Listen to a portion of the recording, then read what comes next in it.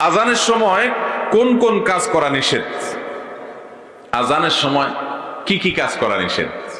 আমরা অনেকে অনেক কাজের কথা বলি, যেমন অনেকে বলে যে আজানের সময় সালাম দেওয়া নিষেধ, আজানের সময় কথা বলা নিষেধ, আজানের সময় অনেকে বলে খাওয়া নিষেধ, অনেকে বলে আজানের সময় মহিলাদের মাথা খালি রাখা নিষেধ, বাড়িতে আছে মাহরামের সামনে আছে তারপর আজান শুরু হলে মাথায় কাপড় দিতে হবে।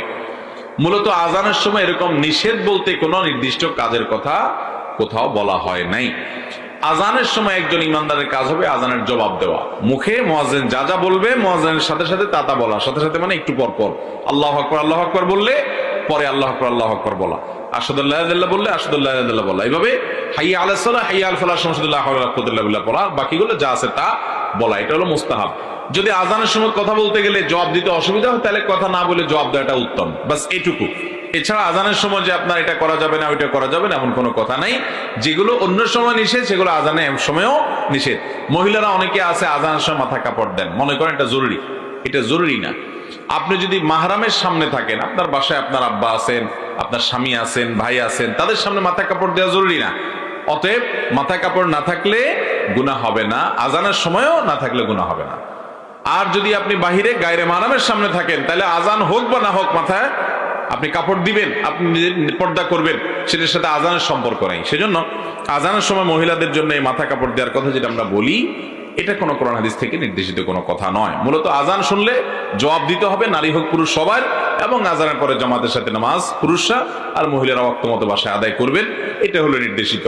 ওই মাথা কাপড় দেওয়া বা কথা বলা না যাওয়া বা আপনার এটা না করা ওইটা না করে এরকম কোনো কথা বিশেষভাবে নাই। এরপরে প্রশ্ন হলো, অনেকেই বলেন বড় তাসবিহ পড়তে হলে ওযু করতে হয়, ওযু ছাড়া বড় তাসবিহ পড়লে গুনাহ হয়। এই ব্যাপারে আপনার মতামত জানতে চাই। বড় তাসবিহ কোনটা আবার?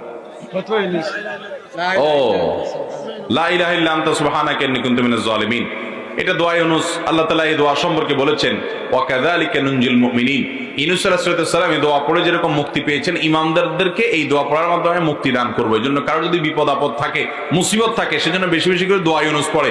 দোয়া ইউনূস পড়তে থাকলে আল্লাহ তাআলা বিপদ দূর করে দিবেন ইনশাআল্লাহ।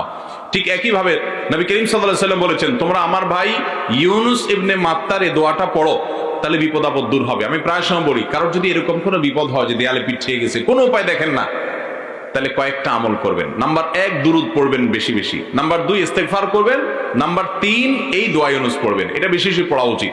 এখন কথা হলো, দোয়া ইউনূস পড়ার জন্য ওযু লাগবে, এটা সঠিক কথা না। যেহেতু এটা কোরআনের আয়াত, ওযু ছাড়াও মুখস্থ তেলাওয়াত করা যাবে। যদি এটা ধরে ধরে কোরআন শরীফে পড়েন তাহলে ওযু লাগবে, মুখস্থ পড়ার জন্য ওযু দরকার নাই। গোল্ড সুদিং জেল, এটি একটি জাপানি প্রোডাক্ট, বিশ্বের সবথেকে বহুল ব্যবহৃত স্কিন কেয়ার